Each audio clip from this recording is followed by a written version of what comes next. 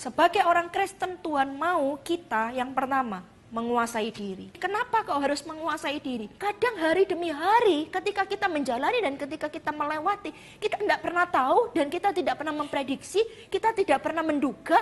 Kadang hal-hal itu yang tidak terduga itu terjadi dalam kehidupan kita.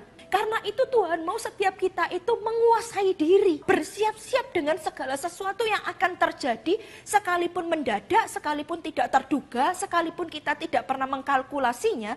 Tapi kalau itu datang kira-kira dalam kehidupan kita, kita harus bisa menguasai diri. Ketika kita bisa menguasai diri, maka segala sesuatu itu tidak akan mempengaruhi hidup di dalam kita ini. Karena yang di dalam kita ini penting.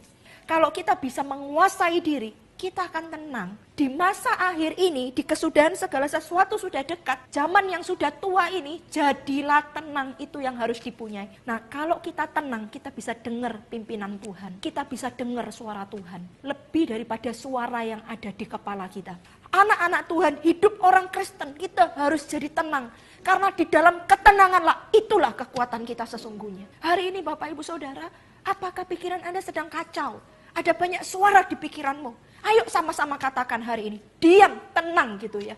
Supaya apa? Supaya kita bisa berpikir jernih, supaya kita bisa berpikir sehat, dan supaya kita bisa berpikir benar. Dan ini yang terutama, supaya kita bisa dengar suara Tuhan lebih jelas lagi. Karena kalau kita dengar suara Tuhan, itu yang pimpin hidup kita, itu yang mengarahkan kita. Dan kalau itu suara Tuhan yang kita dengar, arahnya pasti benar. Kuasai diri. Orang dewasa itu orang yang bisa menguasai dirinya. Jadi tenang. Dan lihat ayat selanjutnya. Supaya kamu dapat berdoa.